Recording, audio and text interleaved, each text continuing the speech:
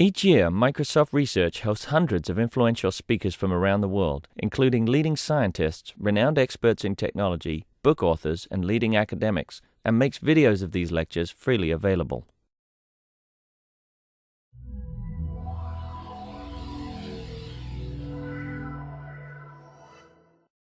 Thanks, Melissa. Thanks for inviting me. So as Melissa said, I will talk about deniable authentication. This is based on a recent joint paper with Jonathan Katz, Simon Smith, and Shapsi Walfish.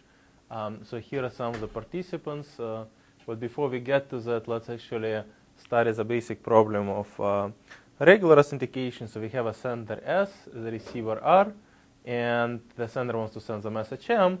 And of course, the basic problem is how does the receiver know that it's really this guy, whatever his name is, who sent this message M, as opposed to some man in the middle, or maybe like caterpillar in the middle or something, who would just get the message M and somehow modify it to some related message M prime. So it's obvious if you think about it that you need some kind of setup so that this receiver, this donkey, could separate, differentiate between these two guys. So we need some kind of setup, some kind of information that only the sender knows. And most common kind of setup in cryptography, which is considered, and it's a folklore that this is sufficient for this problem, it's the public key infrastructure, so that everybody would have public keys, secret keys. And a well-known solution here is more or less a classical notion of digital signature, where the sender would just simply send the message and pass it on to the receiver, and because the signature is unforgeable, this guy cannot change the message. So the reason I put this thing in quotes will become clear as we go along, but roughly speaking, let's start what's kind of wrong with signatures. And we know signatures are very useful. They're used all over the place. So there are two problems which are related, as we will see. One of them is a problem of deniability, and the other is a problem of composition. So I will dedicate a few slides to each of those problems. And even though maybe the problems are somewhat related, they were kind of considered very different. At least the literature on these problems is pretty much disjoint. And as we'll see, kind of surprisingly, you'll see that those problems in the context of authentication are actually very related problems. And to some extent, there's the same problem, as we will see. So, but let me just kind of introduce both of those problems and then see how signatures fare with respect to each of them. So let's start with the issue of deniability. So informally, what is deniability? Everybody uses it in a different way. So that's one of the problems here. But roughly speaking, in generic terms, it's an ability to deny that some interaction took place. So, for example, it's here this guy says that my client pleads not guilty by reasons of still being in denial. So a little bit kind of more formally from a cryptographic point of view, roughly speaking, at least for the purposes of this talk, it would mean that some informant, who is a guy who maybe witnessed some interaction, and then he tries to convince somebody that an interaction took place, nobody should believe him, at least convincingly, because it could be, if at least if the authentication is deniable, it could be that instead of witnessing an interaction, this informant could generate a real-looking evidence. For example, in our case, it would be some kind of transcript of the interaction on his own, without really witnessing the interaction. He can just make it up. So this is kind of informally what deniability will mean. Will be a little, much more formal as we move along. And it's obvious, doesn't matter, without formalizing, it's obvious that signature is obviously not deniable. So if the recipient can show the signature of the message to the judge, so in this case, we will denote by judge will be like the third party who needs to be convinced if something happened or not. So if the receiver can show signature to the judge, obviously judge is convinced. And so natural question is, well, can we do whatever this deniable means? Obviously signatures are not deniable. Can we do deniable authentication under PKI? And we will come back to this thing a little bit later, but this is kind of a subtle area. There are many, many papers. One of the first beautiful papers that did things in a formal perspective and had many results is this classical paper of Dvorak, Naur and Sahai, which also introduced concurrent zero knowledge. So it had like many, many results, but also, as far as I know, it's the first paper that really formally studies the question of deniable authentication. There are many, many papers, like probably like 20 here, that I put in those that studied like various aspects and did various protocols and so on. And as we will I'll try to demonstrate, my student Shapsi Walfish wrote a thesis where he wrote like like 20-page kind of thing where he would just literally go through a paper and kind of really, I don't want to say break because he, all the papers are formally secure in whatever settings they consider, but he kind of shows that all of them really fail in complex environment. It's not some definitional thing. There are attacks, maybe strong attacks which some people don't care about, but really attacks which like completely break all protocols, every single paper that is like in the literature. And I will justify this point a little bit on some examples. Can I ask a question about the setup? So when you say deniable authentication, Yeah. you mean you want people to be able to authenticate themselves? Right. So the recipient is Schuber. Right. Right. Yeah. So the recipient, or more generally, people who really witnessed something happening, they will be convinced. But for example, intuitively, if I give a talk here, I'll convince you hopefully of the substance of the talk, but then you cannot convince anybody else that I ever came to Microsoft and gave a talk. All right. So the only thing you maybe learned is the material. You might be able to convince people on your own that the material I'm presenting here is true, but you wouldn't be able to convince people that it's me who is speaking. So this is very informal right now. We will have formal definition, but roughly speaking, by deniable authentication, this is not a definition, but this is like, at the very least, it should have the properties that, for example, if you as a recipient, if I write, let's say, a letter of recommendation for somebody, you're convinced that the letter, let's say, came from me, and let's say if in that letter I say, please don't hire that person is terrible, you chose to ignore this and I still hired it, and then later said, Evgeny is really like your enemy, look the bad things he said, at the very least I want to make sure that that person will not be sure if you cooked it up or I really said bad things, or maybe nobody said anything, So you consider deniable as positive, you want to achieve deniability. Yeah. Yeah. So in some things you actually don't want deniability, but arguably I'll try to justify it. There are situations you want it, and in particular when I get to composition, I will try to be a bit controversial, and I will try to say that you really want it. Are you going to give a context for why it's not good enough here to just use PKI to exchange a MAC key? Absolutely. That's you're looking ahead. We will talk about MACs and all those things. Absolutely. That's very good. So, in fact, one of the alternatives. So yeah, for now, I just try to be. So the other thing, I just want to make a warning. I'm trying to make this talk a little bit more controversial than it should be. Not yet, but you will see on the next mouse click. Hopefully, towards the end, a few times that I gave it in the past, I think at the end people either agreed with me or were tired enough to stop arguing. But people seem to disagree with me much more at the beginning of the talk than at the end. But I did it intentionally just because people seem to trivialize some of the things that I'm saying. So I'm intentionally, possibly exaggerating things, possibly not, you will judge. But I'll try to make it a bit more controversial. Controversy from the first paper that used the term. I see, good. So I'll try to be a little bit controversial. And indeed, this is kind of, there are some of the things I will talk are subtle issues. But what I will want to say, I will define complex environments a little bit later. But for now, it's kind of quotes I will say. But essentially, I will say that many papers consider basic attacks, for example, the most obvious that the recipient, people shouldn't just believe the recipient, or at least they shouldn't be sure if it's the recipient making it up, or the sender really sent it. At the very least, that's like the most thing. But we will see there are many more things that we would want from deniable authentication. And whatever this complex environments means, we will see that really all these papers fail on this complex environments. But to the positive, it doesn't mean that I break it. It just means that the definitions, they didn't consider some of those more advanced attacks. But one of the main results in this result, actually, there is actually for a reason. Not because those people are maybe stupid.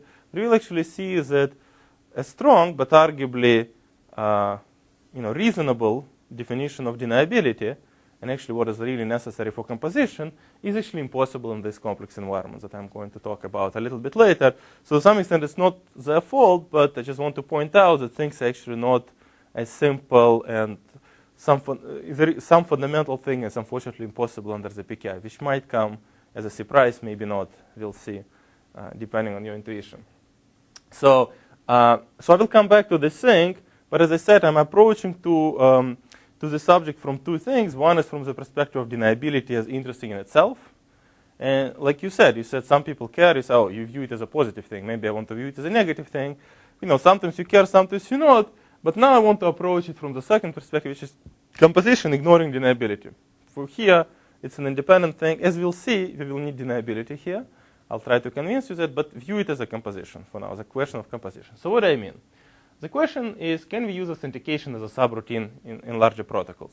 So ideally, you would like to say, well, I'll talk about it in a second. This is a basic question. And usually the way we define composition, in order to justify what composition really means, we want to have the simulation paradigm. And roughly speaking, it would say, again, very informally, whatever the attacker sees from, let's say, honest real authentications, the attacker could have simulated from just knowing the messages. That will, roughly speaking, what it would be to achieve ideal authentication. Right, because the message is not secret, right? Authentication only provides unforgeability, but doesn't, hide the message. So roughly speaking, from the perspective of composition, we would like to do this, what we call real ideal paradigm. We would like to say, well, whatever things you learn from real, like some kind of transcript, you could just simulate from knowing the messages.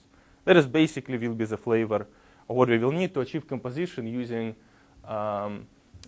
using the methods we know how to argue composition, right? Because, and you can see already from this thing, the way it's phrased, it's already kind of vaguely related to deniability. From just knowing the messages, you can kind of simulate it, whether or not the interaction kind of happened. So the relation will become a little bit clearer towards the end.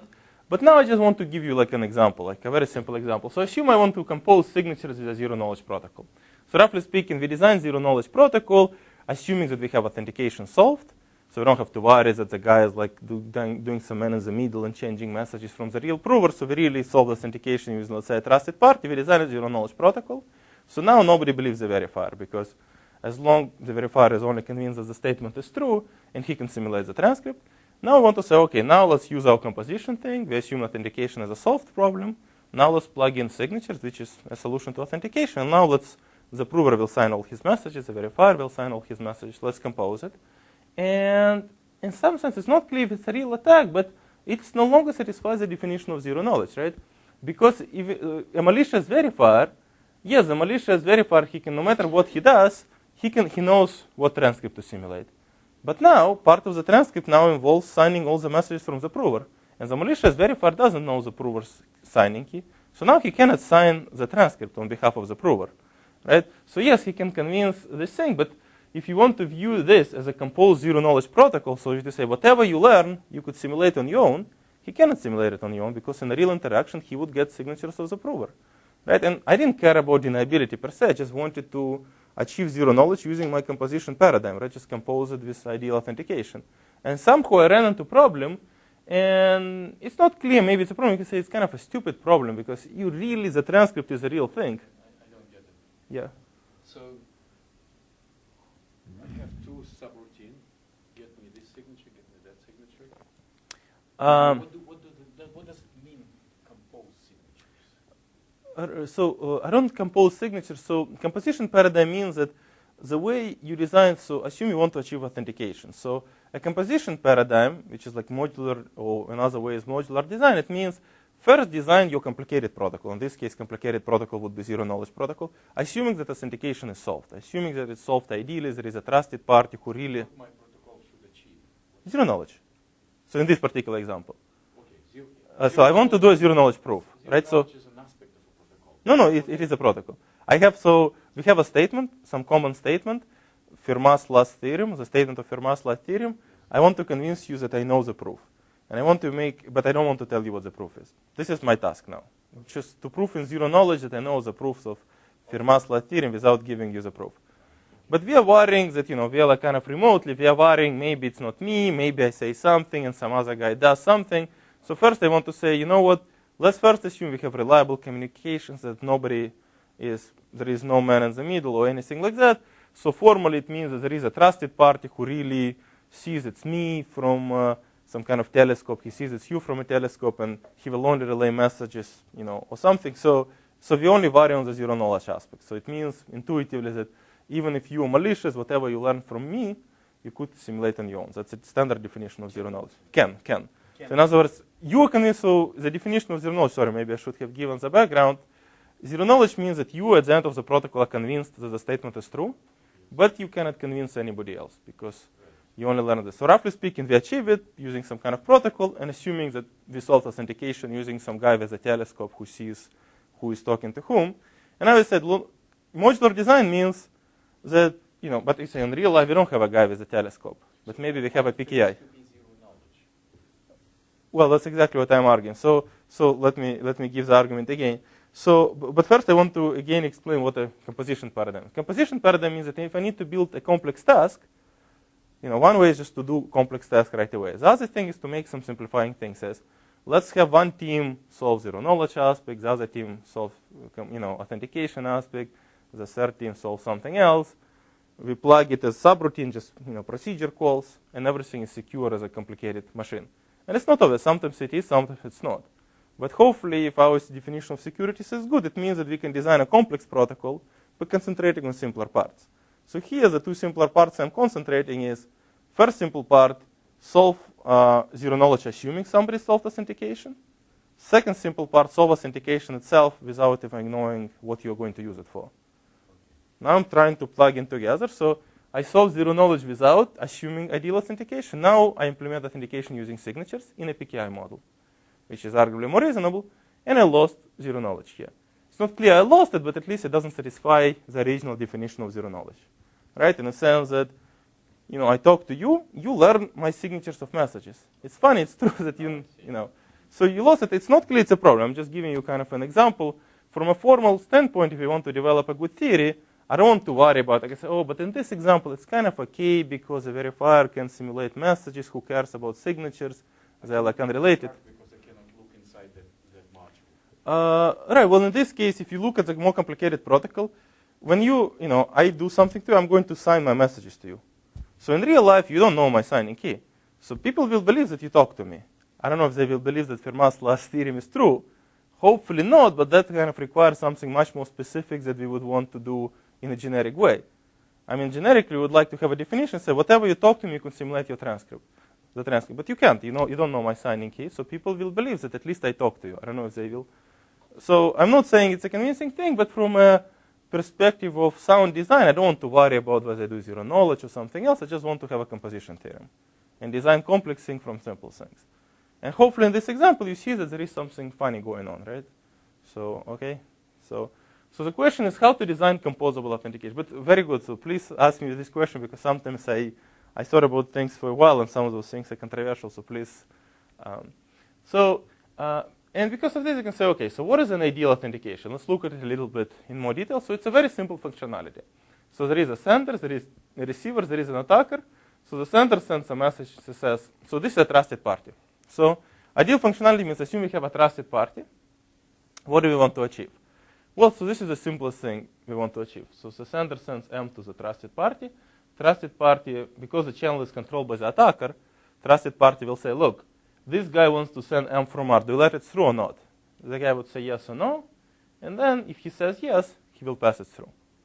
And the key point of this functionality, if I ask you to write it, you will probably write exactly this functionality. That's like the simplest functionality you can think of, is infungibility, right? There is no way, even if the attacker says, please, I don't want you to send M, I want you to send M prime, this guy say no. You can only block messages, you cannot send something that the sender didn't send. Right? So this is like the key point, and that's intuitively kind of natural functionality. And indeed, it's actually used in all known papers which looked at authentication as a subroutine or formally defined authenticated links. This is a functionality they used. So there is no trick here. It's a natural functionality, right? Okay.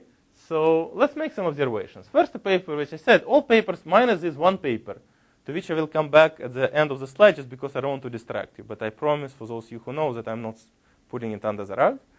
They assume authenticated links explicitly and usually cite this paper to say, oh, it's trivial to implement it using PKI. But we will come back to this paper a little bit later.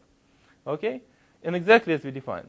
So thus, if we want to kind of follow all this thing, our model of composition, this is a functionality we should implement. Because, unless we want to reprove all those kind of papers, this is a functionality we want to implement. All right, let's make another observation. I claim that this ideal authentication functionality is inherently deniable. So informally, what it means? It means that, look, the recipient just learns who sends a message from a trusted party. He doesn't get any proof. He cannot convince somebody else of this fact. He just, gets the thing. This guy sends a message. Adversary man also magically learns. There is no way for him to convince some guy who is like outside. There is no evidence of message transmission. And you can actually formalize this connection to deniability into a precise game. So in general, in this case, it's kind of a triviality, the next two bullets. But in general, the way we define formally deniable authentication in our context, you'll say, look, let's consider two experiments. one experiment authentication happened, and some who tries to convince the judge, and there is an informant who tries to convince the judge. And the second experiment, nothing happened, and the same informant, whom we now call misinformant, is trying to fake this thing. And then we'll say that this thing is deniable is for every informant, there exists a misinformant who can do the same thing. So nobody will believe the informant. So in this case, those two bullets are triviality. Right? Well, why is it triviality? Look, in experiment 1, S sends the message M to R, and informant I of M, which I don't care who he is, sender, receiver, observer, doesn't matter, he tries to convince the judge. Well, he knows exactly what would happen. That functionality doesn't have any secrets. Look, if he knows that the message M was sent, he exactly knows, M from S. I mean, that functionality is totally public. So in particular, if S doesn't send M to R, if the judge didn't see it, I mean, if the judge wasn't one of those kind of guys, I mean, the misinformant knows exactly what to say. I mean, if he's the sender, he will say, oh, I sent the message M, but he didn't, If he's the receiver, he says, oh, this trusted guy told me that the sender sent me the message, right? I mean, it's a triviality, right? I'm just saying. So the reason I'm just saying this, actually, I can make this connection totally formal. I can make a formal definition of deniability and argue that my ideal functionality satisfies this definition. And the assumption is the judge has no access to the trusted data. Yes. Right. So in this case, yes, the judge is the guy who, I can make it totally formal, but yeah. The judge has no thing. Well, otherwise, so deniability, at least for this talk, it means that somebody who didn't really witness the interaction cannot be convinced that the interaction happened, even if he has some advanced powers. For example, if he has like a cell phone access to the attacker, we'll see, and so on. Right? So in this case, it's a formal game. But let's come back to this point. So I convince you that I can formally show that my ideal functionality satisfies some notion of deniability. Doesn't matter what it is. Right? So if you have a good security framework, right? So a good security framework is like a good real ideal security framework. Say a real protocol implements this ideal functionality. It means that a good security framework should maintain all security properties, even sometimes unintended ones. So on the previous slide, intuitively, when I ask you write authentication functionality, you probably cared about unforgeability. That's the game that you cared about. You wanted to make sure that if I send M, a guy in the middle, the attacker cannot change it to M prime. That's what you cared about, and you kind of wrote it naturally. But somehow the functionality you wrote, for whatever reason, satisfies this weird definition of deniability that I just flashed out with these two experiments. I don't know why, but it happens to satisfy it. Maybe you didn't care about this property, but my ideal functionality satisfies this property, which I call deniability, right? And if I have a good enough security framework, right, a good security framework says, I don't care, my good framework should preserve all security properties, intended one and unintended one. Whatever is present in the ideal model, if I can formalize it in the game from the outside, kind of, somebody, knows that the message transmission happened or not, this property should still hold, if I have a strong enough security framework. And in cryptography, we want to have good security frameworks, right? So what it means that because the ideal functionality is deniable, real implementation should also be deniable. Never mind whether you care or not. So because of this is kind of the most debatable point of this thing. But if you believe in this kind of philosophy of designing secure cryptographic protocols, deniable authentication is fundamental to validate known results without authenticated links using PKI or other setup, even if you don't care about deniability. Even if you just only care about unforgeability, that's something that you cared about. But somehow you ended up implementing the trivial functionality. Along the way, you must implement it in a deniable way if you don't want to have any surprises. Maybe there are other things which you care about. Maybe there are other unintended properties that you care about. But this is kind of my controversial point. Well, let's see if this point is validated or not. So, Just to ask yeah. you a question. I'm really just trying to slow Sure. you down. So Yeah. But the reason why I think this seems non-intuitive to me is that when you have, for example, like authenticated key exchange or something like that. Where Yeah. So you want the authentication, and one of the things that's really important is that somebody shouldn't be able to create some kind of fake transcript. Meaning like they say they are one of the claimed parties and they're creating some fake Yeah. transcript involving some other party that they're not supposed to control and things like that.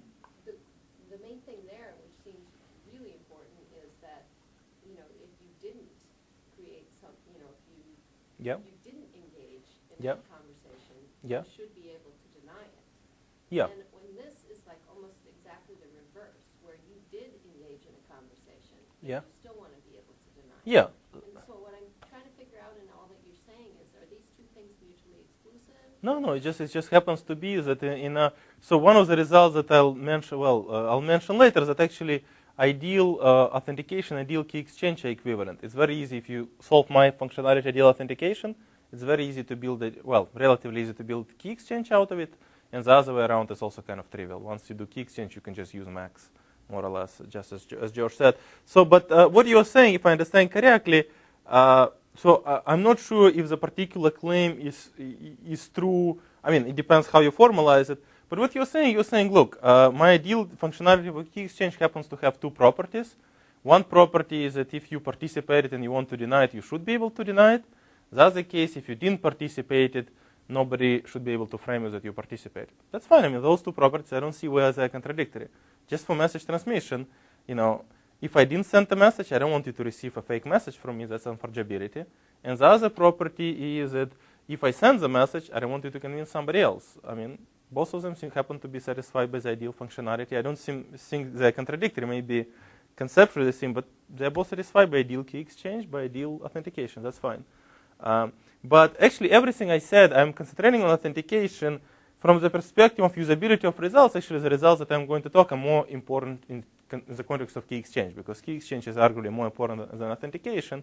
But because they happen to be equivalent, and authentication is like 3 lines to define, and key exchange is 7 lines to define, I'm just presenting things for authentication. But this is kind of jumping ahead. I will talk about connections to key exchange later. So anyway, what I want to say is, like, yes, you can view this result as talking about deniable authentication, where you care about deniability or whatever. But the other way to view this result is you just care about composition. And they happen to kind of use disjoint references to papers and disjoint communities that seem to look at those things. But in some precise thing in 2 slides, it will happen to be that under a strong enough definition, deniability will happen to be a more important aspect of authentication than unforgeability. So if it will turn out, jumping ahead, that in my framework, deniability will be key. If you can prove deniability according to my something happened, something didn't happen, you can prove security, in particular composition, and it's if and only if. While unforgeability is not good enough. So in some sense, this unintended property of deniability happened to be the key to the authentication functionality as opposed to unforgeability. But this is actually not important for this point. It will just happens to be the case. That's why in some sense deniability is quintessential. The moment we happen to understand deniability, we will happen to solve kind of composition.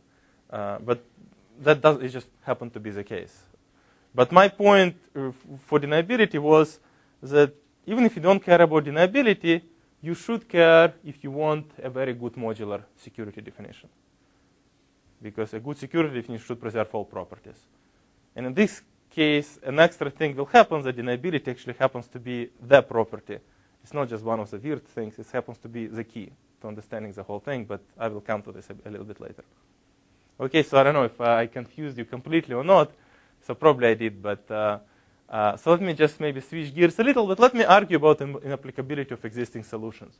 So there were many solutions proposed to this thing, starting from this foundational paper of DNS. So this is paper which actually, as far as I know, for the first time, relatively formally, Di Raimondo and Gennaro talked about deniable key exchange. That's why I pointed out here. But turns out everything I said carries out to key exchange.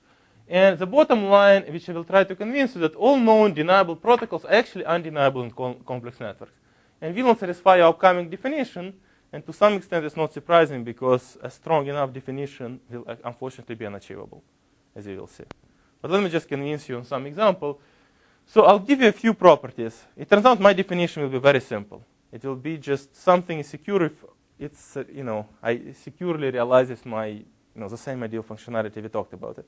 But that my, general framework that I will going to talk is going to be so strong, it will imply like 10 properties that I'll list here, and none of them will be satisfied by the existing solutions. So let's give like a random property. One is which is an important property, is what I call forward deniability.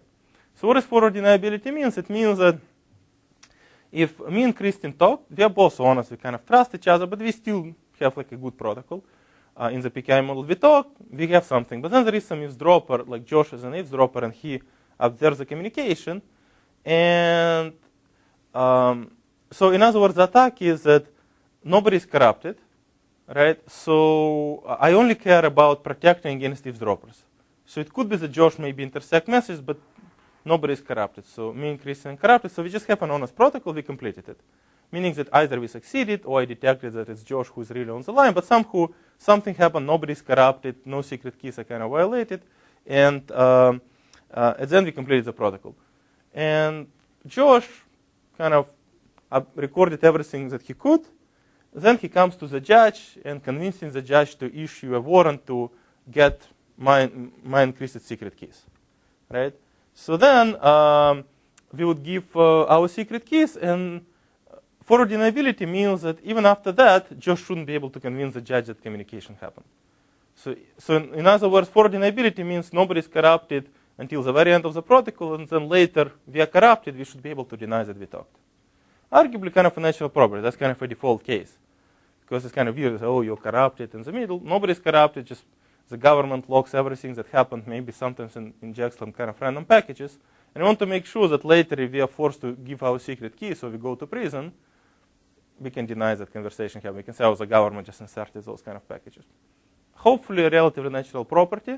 Let me give you an example of, yeah. Can I raise, yeah. See if it's within your rules, because this yeah. was one of the early controversies yeah. of the subject was, is the protocol allowed to say, erase this at a certain Excellent point. Our possibility, so that's actually an excellent point. So it turns out that with erasures, we can actually, so I'll come back to the erasures. I will precisely answer this question in the both possibility and impossibility result.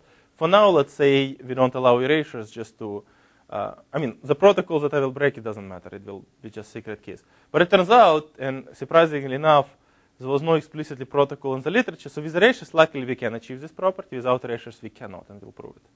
So, but yeah, that's a good point.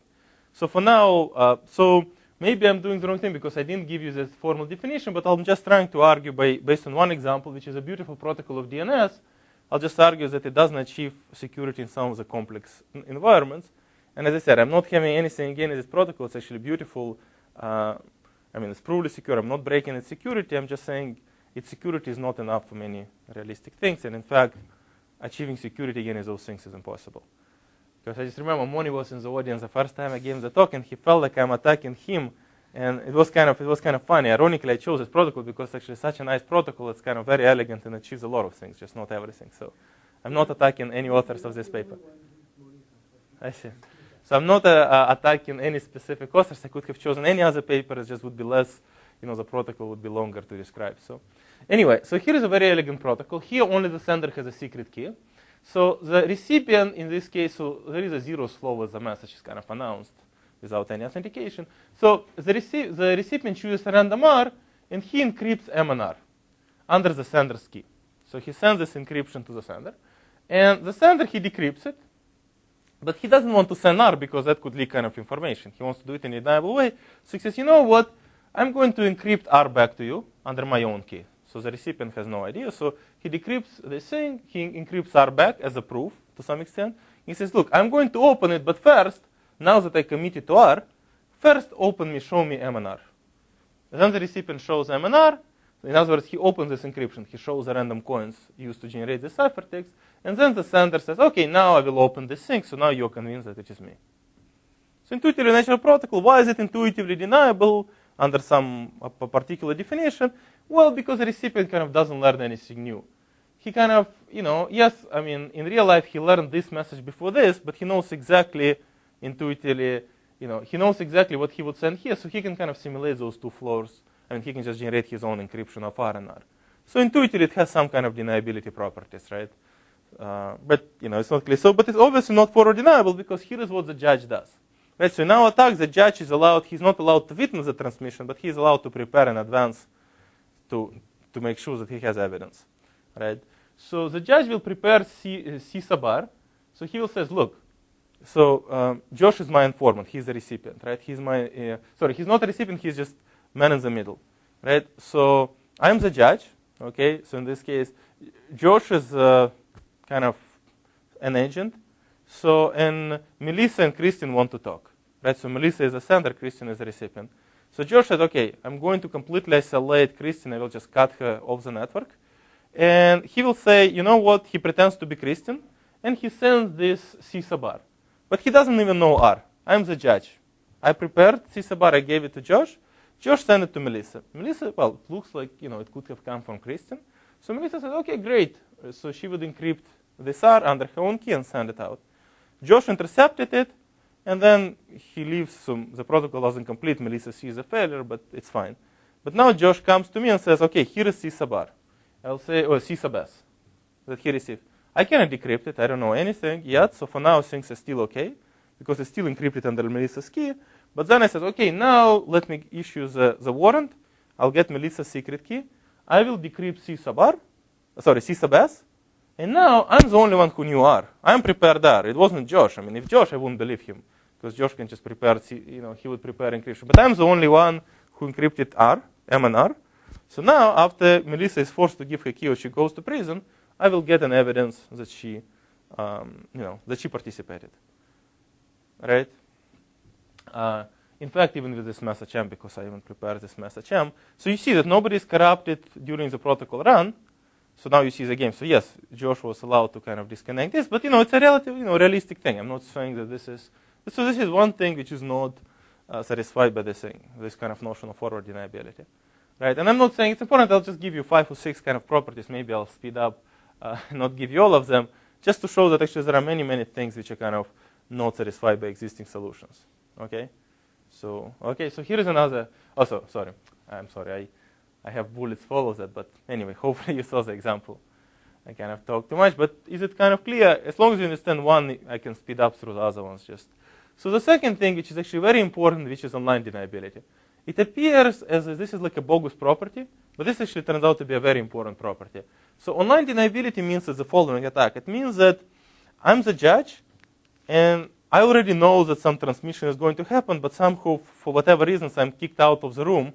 So Josh is the only one who is allowed into this nightclub because, he's like cool and hippie or something like that. So, but he has some kind of cell phone that he can talk to me even during some kind of observed conversation.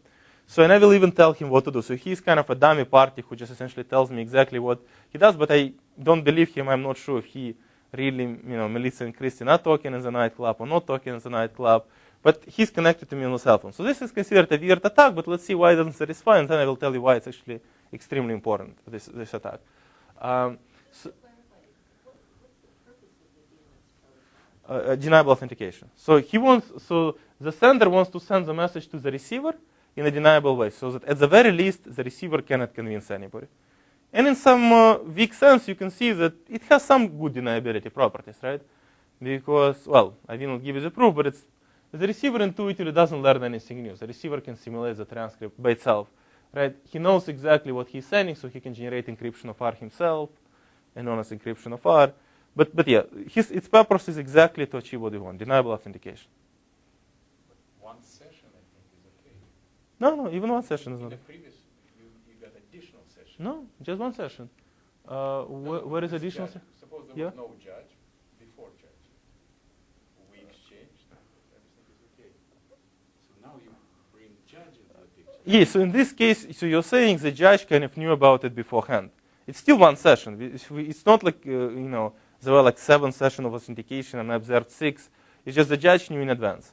Right, so so this is in particular, you're right. So their definition was kind of more or less as the judge pops up kind of later after this thing kind of completes, which is fine. I'm not saying it's a good protocol. Given our impossibility result, it could be almost the best you can do. I'm just saying that under something which, arguably you can consider realistic, that protocol doesn't satisfy, but it's still one session. So here the attack is actually kind of totally trivial. In this case, notice R doesn't have any secrets. So I'll just say it. In this case, the judge can just play the role of the receiver, but through Josh. So I will just choose everything random. Josh just kind of dumbly passes stuff. So he's like a wire in the middle. So intuitively, because the original protocol proves stuff, then obviously this protocol. But it's kind of easy to see why. So judge, just uses A as a dummy. By soundness of real R, because real receiver in this convinced. In this case, the judge is convinced. The only way that PKI could break this problem is that if the recipient has a secret key and some who would use his secret key during the protocol. But in this case, the recipient doesn't have a secret key. So there is no separation between the recipient and the judge in this online attack. So the judge can just play the role of the recipient in this case. And you can say, oh, this kind of, who cares about this online attack? It's so strong, it's kind of ridiculous. But if you think about it, in real life, if I have a protocol, I can actually very easily force you to do something like that. I don't know, maybe, okay, I'll skip this thing, but I have a very realistic scenario. It's not like this weird cell phone that the judge, just like something like timestamp, right? So assume there is a timestamping service on the internet, which doesn't know about anything. He doesn't know about authentication, but some people like put some blog comments or something like that, and that online service says, yes, this thing, this user gave this thing, and this is a unique identifier proving on my signature or something like that. So very realistic, right? I can imagine that as I run protocols, I have access to a timestamping service which doesn't know anything and just timestamp my messages. And people believe that I'm not going to compromise a timestamping service. So in this case, it's very easy. So what I'm going to do, I mean, just to argue that this online deniability is important, what I'm going to do in this case, I'm going to, whenever I get a new message from the sender, I'm going to just post this message, or if you wish, the entire transcript so far on the timestamping thing, get a unique identifier, and some could use this unique identifier to generate my next message. So in this case, the standard existing definitions which require rewinding just will not work because you cannot rewind these bulletin boards or timestamps. So anyway, I just don't want to, it's okay if you don't get my point that existing definitions are not enough, but I'm just saying this is a very realistic attack, right? It's very easy for me to actually have some timestamping service who doesn't know anything about anything. And I'm saying to prove security, even in the presence of such timestamping service, I need online deniability.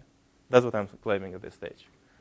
So, just trust me on this. So my point is, if you believe that these are realistic things, then you need online deniability. That's what I'm saying. And in this case, it's kind of totally trivial, right? And a slightly more subtle point, this generalizes to any protocol where the receiver doesn't have or use a secret key, right? So, and it's kind of funny. So in particular, there is this famous suggestion of Jacobson, Sacco, and Impagliazzo. It's called like designated verifier proofs. So roughly speaking, what you would do in this context, you would say, look, let's use a secret key of the receiver. So what I will prove to you if I want to send a message to Belisa, I will prove either I know the signature of the message under my key, or I know Melissa's secret key. And intuitively, it seems like, well, that's kind of pretty deniable because nobody will believe Melissa. She knows her secret key, so she could simulate the whole thing. She can even play the role of the honest prover in this case, online, everything, no problem. And yet she's convinced that it's me sends a message because she knows that she's not talking to herself. So she will be convinced. So this seems kind of as a very good point. But yet it doesn't withstand this attack because Melissa or nobody uses a secret key. It's only in the proof of security maybe use a secret key. But because in this case Melissa doesn't use a secret key, the judge can still play a role of Melissa, right? Because in the zero knowledge protocol nobody uses a secret key. It's just a statement uses a secret key. And the judge will be convinced at the very least that either the sender or the recipient is in the nightclub. And that might be enough, because he will be convinced that, look, whoever talks, I just play the role of the verifier, knows either the signature of the message or the secret key of the recipient. So maybe he wouldn't be sure if both of them are in the nightclub or which one of them, but he'll be sure that at least one of them. And ideally, in the ideal model, it's not clear he should get even this information, right? So I'm just saying even more kind of subtle things kind of fall under this kind of attack.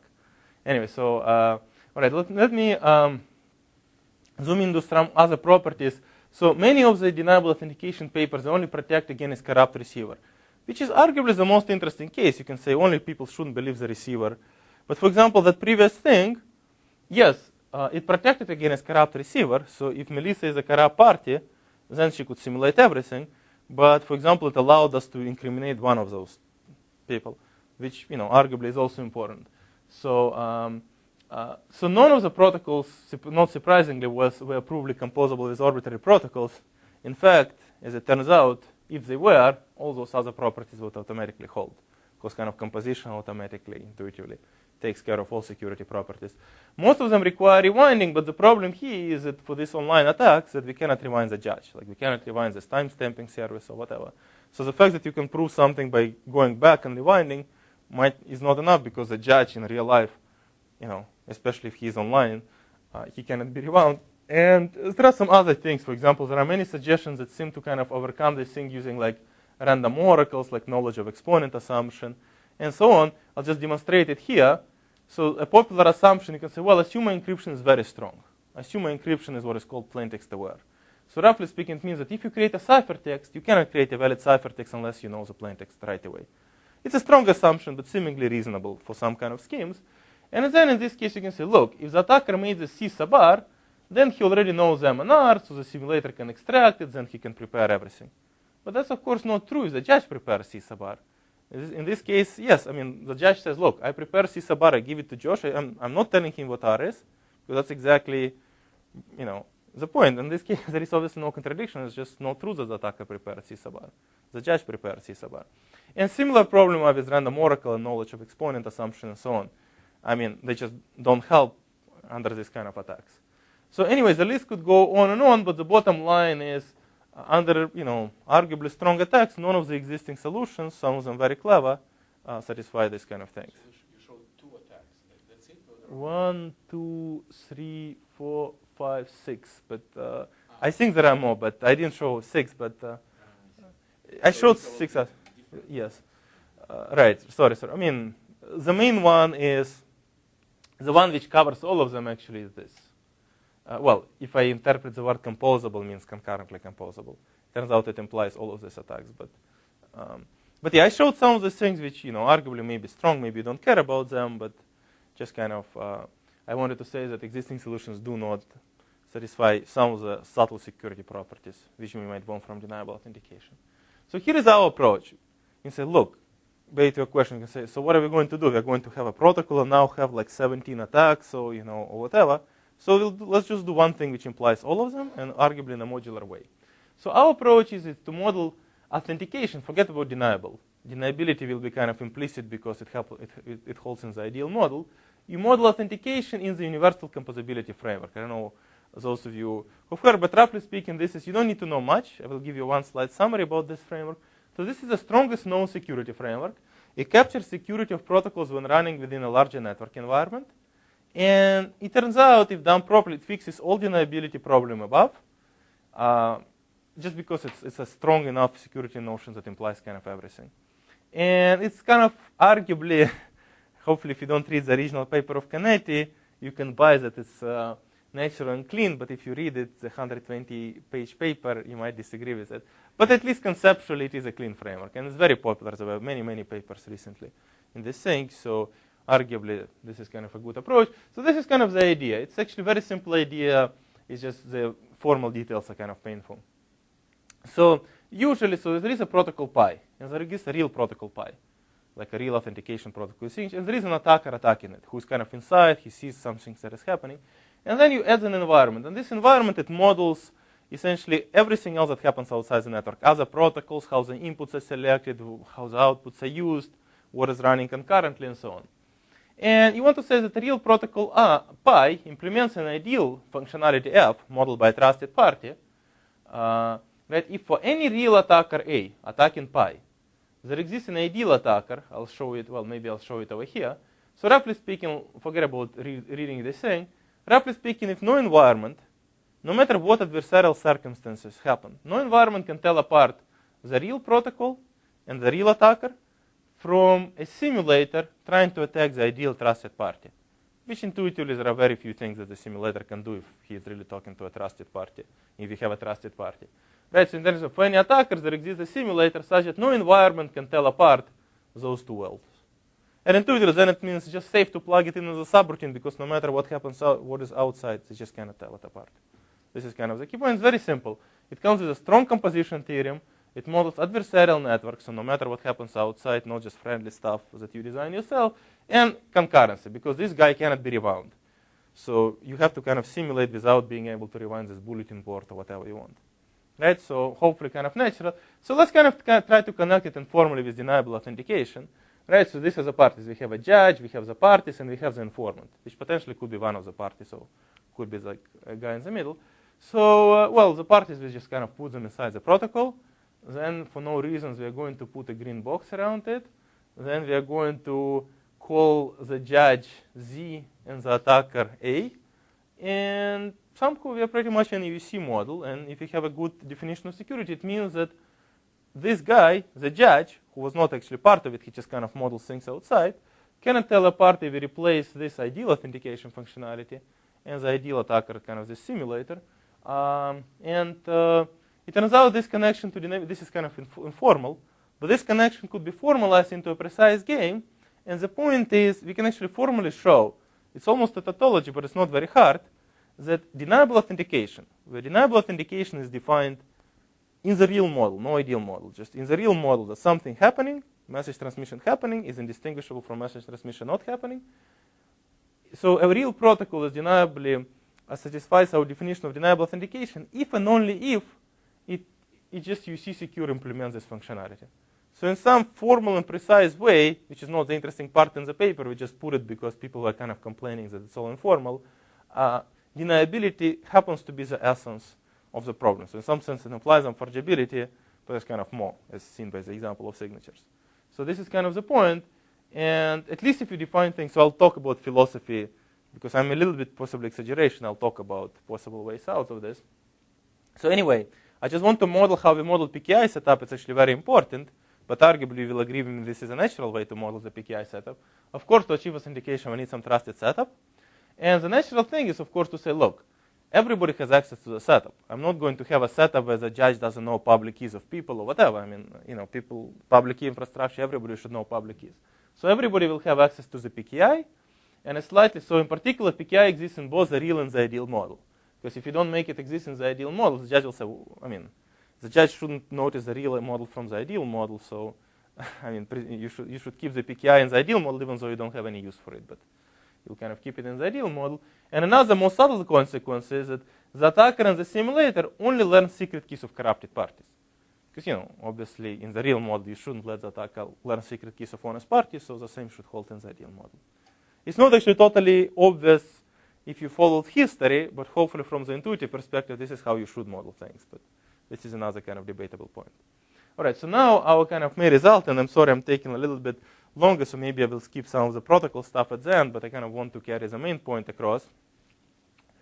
It unfortunately shows that universal composable realization of ideal authentication or ideal key exchange do not exist in PKI model with something we call adaptive corruptions, provided that the attacker can corrupt parties during the protocol, kind of, which is kind of a big point, as we'll see. And it holds even now. Let me start to addressing Josh's questions. Unfortunately, this impossibility holds even if you allow people to erase information, right? So even if people try to do ephemeral Diffie-Hellman or something like that, unfortunately, the impossibility holds.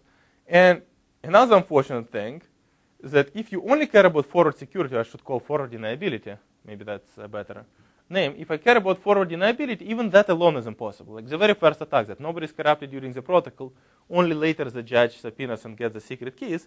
So in this case, if parties are not allowed to erase stuff, that's some who, in this model, even this is impossible. But it will turn out if they can erase stuff, things are possible. But of course, this is only achieves forward deniability. It doesn't achieve the whole thing. So this is kind of the state of the art.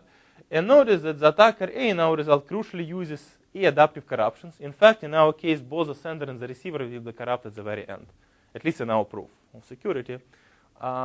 And it uses online simulator against impersonators. So in particular, what does it mean? Intuitively, it means that we should be secure even if this attack that Josh just kind of disconnects Christian and just tries to impersonate Christian to Melissa. That's kind of arguably a minimal thing, but we should be able to simulate the behavior of Melissa to Josh. And in this case, we should do it without knowing Melissa's key because nobody is corrupted. Right? So in this sense, it's kind of funny. The fact that you can simulate Melissa's behavior to Josh is viewed as a good thing, right? Because there is, Josh shouldn't get any evidence that Melissa participated, so you should be able to simulate Melissa's behavior without Melissa's key, which should at least look good to Josh. But now you can turn it around, and we kind of do it many times in the proof.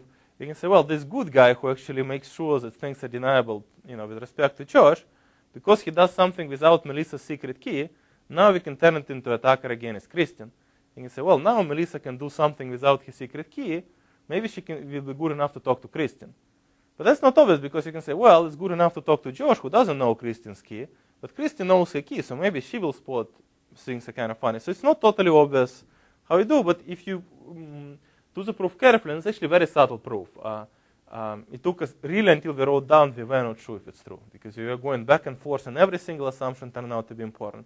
So there are if there are k rounds in a protocol, we have 8k kind of games, but there are 8 hybrids to kind of do things. So it actually was very subtle. It took us a while, but the intuition, authentication, and deniability conflict. So let me skip this point because already going. Let me give you a skip. Oh, sorry. Yeah. Part of the point that I was asking before. Yeah. One of the things that you just said sounded like the thing that you don't want in the case that I was talking about. Right. So the fact that you claim you want to be able to simulate Melissa Right. interaction without Right. the key. Right. Sounds like exactly the opposite of the property that we want. No, but because from the perspective of deniability, so you're saying from the perspective of unforgeability, you're right. It's kind of dangerous because, the simulator can simulate Melissa without knowing her key. That's kind of dangerous because it means that probably that simulator can eventually break unforgeability. So yes, from the perspective of unforgeability, that's a dangerous thing, and that's what eventually will lead to the contradiction. Because at the end, we'll show, well, you can simulate one round at a time. Eventually, you simulated everything, and you just forced Melissa to Christian. That eventually what will happen. But from the 2 points, from perspective of deniability, we want it because we don't want to say that George can just, without being you, he can just stop and and get convincing evidence that Melissa participated. Right? From the perspective of deniability, we want it, and also from the perspective of composition, you want it because unless you can simulate Melissa without knowing secret key, if you want to use it as a subroutine, you're just stuck. I mean, Melissa is not corrupted. I mean, it's not obvious point if you didn't work in these things, but from the perspective of composition, you definitely want it. So I'm saying this thing which you don't want from the perspective of unforgeability, you definitely want from perspective of deniability, and unfortunately from the perspective of composition. So just to clarify, when you say deniable authentication is impossible, that's assuming that you also want unforgeability. Right, yeah. So, I'm not giving the proof, so at the end, just kind of to get this point, so ignore the steps, but roughly speaking, we show that either you can kind of round by round simulate everything without secret keys. So either at some point you get convincing evidence that somebody participated, is the sender or the receiver, and that will break deniability.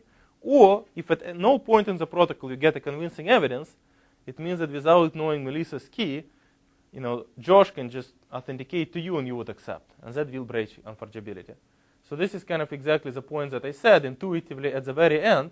That's exactly the point that you make, authentication and deniability conflict at the end.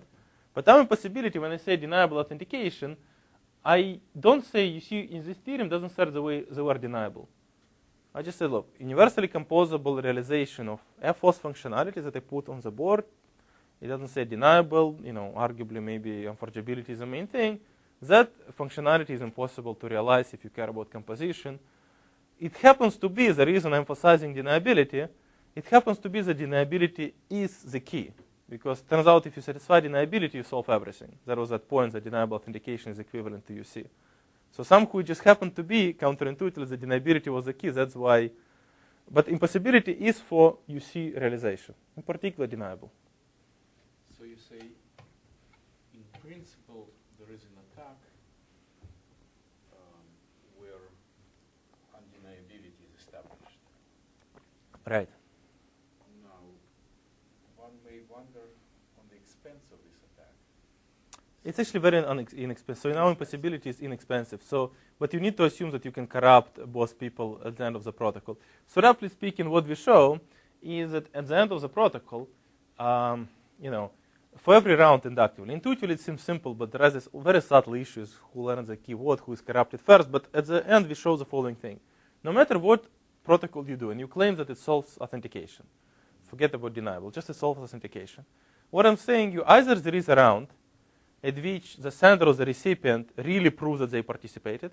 In other words, they send something such that if they're later corrupted, they cannot deny that they participated in the protocol.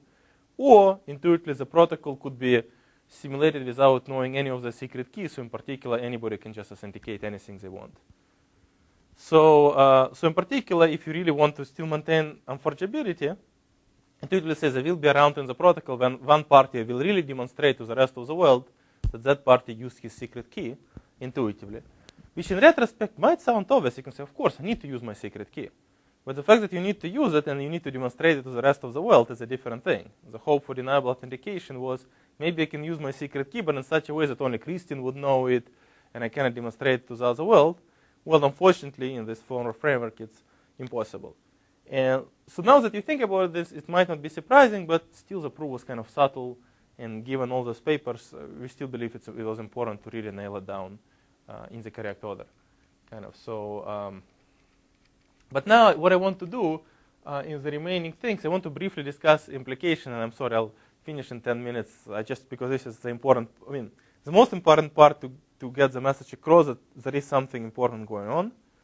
And now we can see how damaging this important thing is or not. So, but this could be a good time to maybe ask questions if you think that I exaggerated something or that I was unfair or if something was kind of unclear. So Josh is skeptical, which is a good thing. You should be skeptical as a cryptographer. So let me try to kind of say that, well, give you a mixed message, how bad this result is. All right. So the bad implication is that most natural tasks are impossible using the PKI, because even authentication is impossible. And once you don't have authentication, you cannot do zero knowledge. Essentially anything useful implies that you need to authenticate something, right? So it's kind of the bad result. The good news, which I'm not mentioning, it turns out that if you could implement authentication using anything, we had a previous paper last year, and everything else on top of it is easy using PKI. That was an obvious thing, but in a deniable way. So once again, authentication happens to be the key. But at least in the just PKI model, you cannot realize it according to our definition if you want the strong composability properties, deniability properties, and so on. So where does it leave us? So there are several options. The first option is try to define a different authentication functionality, right? So you can say, look, maybe you define a functionality which is like really undeniable. So we were like brainstorming today with Melissa a little bit earlier.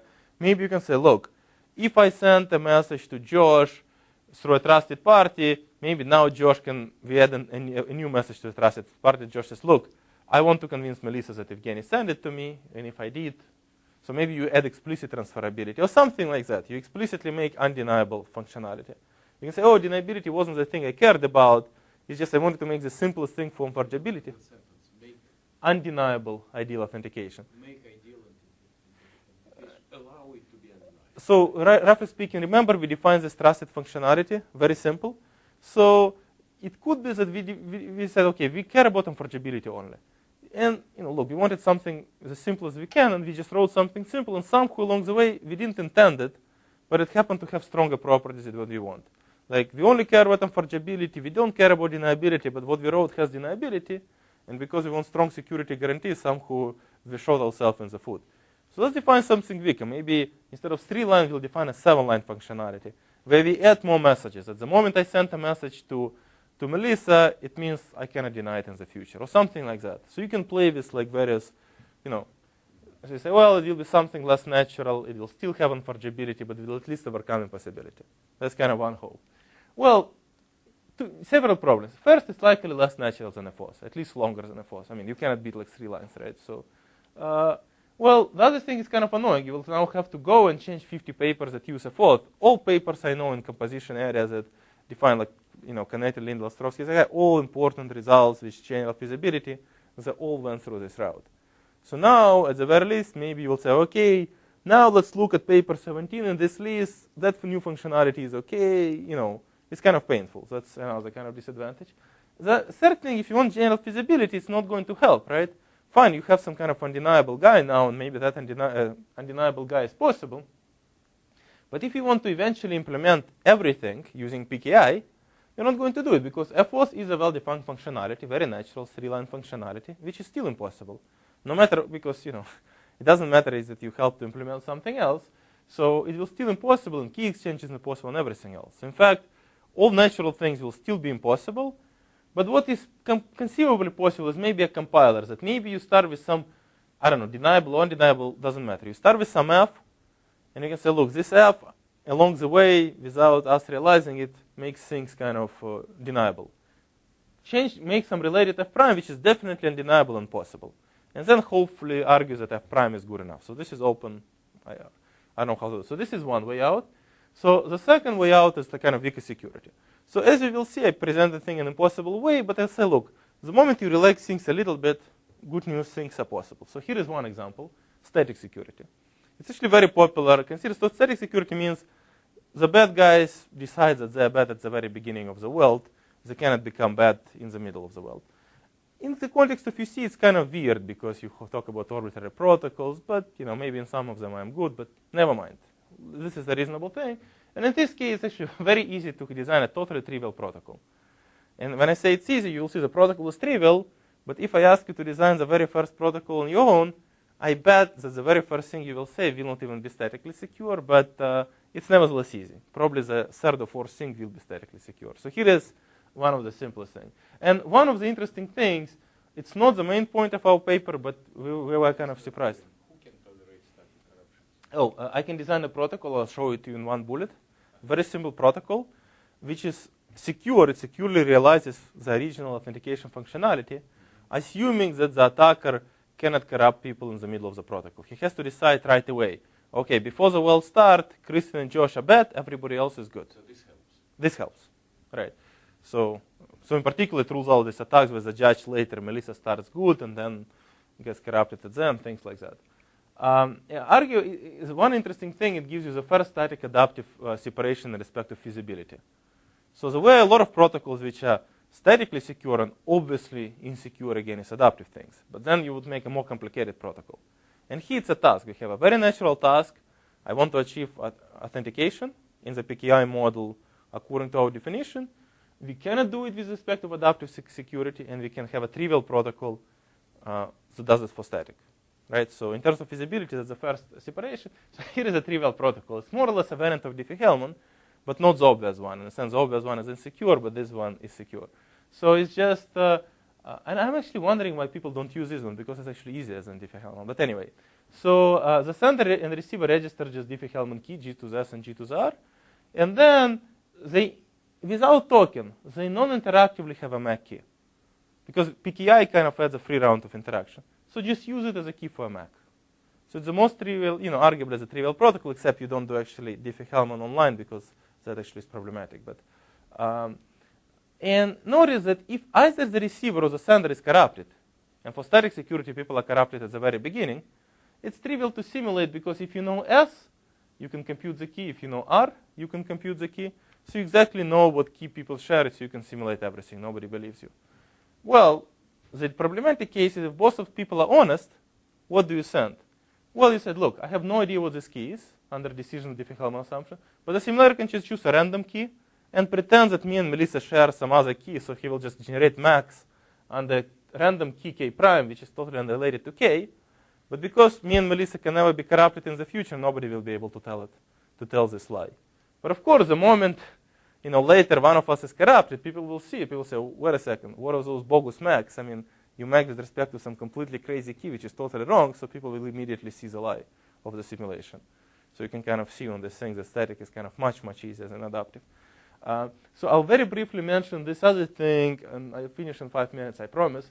So this is kind of another interesting thing, just back to Josh's point, because I think that's actually arguably one of the more interesting things which is possible. So it turns out that if you only care about forward security, or maybe I should write forward deniability, but you allow people to erase the data, for general feasibility, erasures don't help for general adaptive corruptions. But if people can only be corrupted after the protocol, then it's actually pretty easy to do. Well, still with some subtleties, it's easy to do. And in fact, we'll do something more. So here's what we'll do. We achieve a new model of corruption, which strictly subsumes both this model and static security. We'll assume that when the attacker wants to corrupt me, he cannot just come and seize my computer at the very moment. He will come up the stairs. I will see that something is going on, so I can immediately erase all my state. But the only thing I cannot erase is my secret key. Either because that key is escrowed, maybe by law I have to escrow my key by the time of registration, or maybe there is a law which says if you erase your secret key, you go to jail anyway.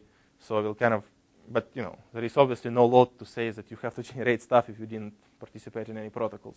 So this is kind of a relatively natural model of corruption. Essentially, it says that you cannot corrupt somebody in the middle of the protocol, or even if you can, they can erase their state completely, aside from the secret key. So this is arguably, and obviously it includes static corruptions as a special case, because at the beginning of a protocol you don't have any state. So if you're corrupt at the beginning, the only thing you get is a secret key. So it kind of elegantly generalizes both this and forward security with erasures. Because obviously at the end of the protocol, if the protocol is done, what's the point for you to keep those weird things? So it's kind of an elegant thing. And the idea which works with some non-trivial subtleties is the following. First is before you share the non-interactive key. But now you cannot just do the MAC because that's not forward deniable. And then what you do forward secure key exchange with this K. So more or less you do just a Diffie-Hellman key exchange, and I'll explain what this K means. And then once you do a forward secure key exchange, you use this key as a MAC key. So essentially you add an extra kind of complication to generate a session key using your long-term key. And that long-term key will kind of prevent man-in-the-middle kind of attack intuitively. So roughly speaking, what you will do, you will design, this is maybe the last technical slide, and I'm a bit over time, but so anyway, so it will use some special encryption scheme, not an obvious encryption, but a special encryption scheme, and you will just increase the flows of the usual Diffie-Hellman protocol. You share this key K a priori, and then you independently do G to the A. The other guy sends G to the B, and of course the point is, under our model of corruption, this A and B will always be erased. It's impossible for the guy to ever get this A and B. And the session key is this, and now you use it as a MAC key. And it turns out it's kind of non-obvious, but you need special properties of this encryption scheme, which are usually kind of considered contradictory. It has to be symmetrically secure and non-malleable, which is the usual kind of chosen ciphertext attack, if you wish. But yet, the simulator should be generating encryptions of random numbers. Because intuitively, if nobody is corrupted, he should be able to generate encryption of random-looking numbers, which are valid, as opposed to invalid. So usually the way you achieve chosen ciphertext security, you make some invalid ciphertext, but here you kind of want to achieve chosen ciphertext security and yet be able to encrypt random things. Anyway, with this little subtlety, things are possible. Two more bullets, this I'll skip very quickly. Where does it leave us? You can use different setup. Maybe you can say, well, PKI is not enough, let's have something that is enough. So one simple thing is shared key infrastructure, right? And so each pair shares a symmetric key. So this is a kind of pre-Diffie-Hellman kind of thing, symmetric infrastructure, and then you just use MACs. And it was well known kind of even before in the early deniable literature that MACs are deniable. That was kind of the intuition. And indeed, it's very easy to see that this solution is secure, but of course it kind of uses symmetric infrastructure, and we want to use public key infrastructure. But as an aside point, in this setting, usually kind of Diffie-Hellman said everything for which symmetric keys are good, you can do with PKI. It's more expensive, it uses number theory. And here we have actually a pretty basic example of something where symmetric infrastructure works, it achieves deniability, but PKI, because of this kind of public key which leaves kind of trace, is kind of impossible. They always leave some kind of trace. So in this formal way, you can view this thing as some kind of separation in some informal sense between PKI and SKI, which is arguably also interesting. And of course, SKI is too expensive. You don't want to use SKI. So in practice, what you will want to do, I'll skip that slide, but in practice, maybe what you want to do is you want to achieve some kind of almost deniable key exchange, and we have a proposal in the paper, and it has, and then just use the resulting key as a key for a MAC. And it turns out what we'll achieve, we will achieve the following three properties of our key exchange. We will achieve the property that if the attacker lets it succeed, unfortunately we cannot achieve fully deniable thing. That's equivalent to authentication. But we'll achieve the following thing. If the attacker lets the key exchange succeed, you get exactly ordinary key exchange functionality. So if me, and Melissa actually succeed, we are totally fine, adaptive corruptions, everything. Only if the attacker causes it to fail, so he plays man in the middle, he does some kind of weird challenges, then he will get some evidence that a failed key exchange is done, but that's before even the message is authenticated. So it's kind of totally independent of the message. He just says, look, those guys were interested to talk to each other. I have a proof, but I don't know what they wanted to talk, because the only way for me to get the evidence is to cause them to fail. This kind of thing before the message is even selected. And also kind of as a benefit, if things are statically secure, everything is fine. So it realizes ordinary key exchange. So anyway, we can do it, and given one successful realization, we can, me and Melissa, I guess, can try. A few times people will say, oh, they tried. The moment they succeed, we are totally deniable, and we can kind of do. So, it's not clear if it's good or not. So my last technical slide is this, and I apologize. And it's just, I have to be fair. Maybe people in the audience don't care about it, but if Frank Canetti was here, he would be outraged that I left it to the last slide. But from our perspective, instead of different setup, you can say, let's use PKI, but let's reinterpret what it means to use a PKI setup, right?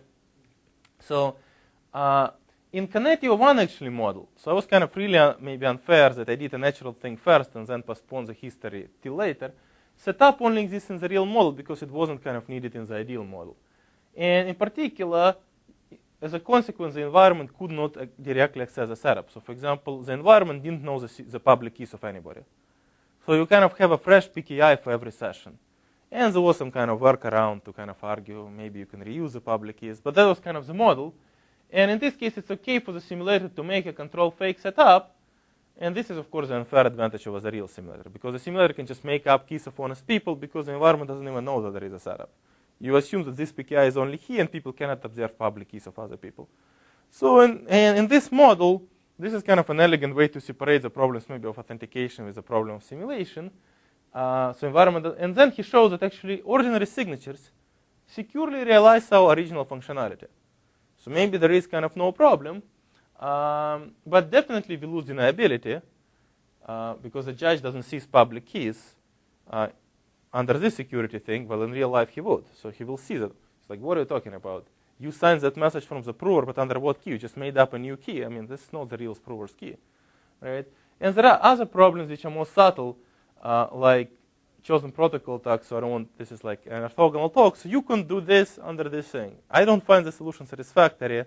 So this is kind of debatable. There are heated discussions generated by our original TCC paper, which kind of raise some of these points.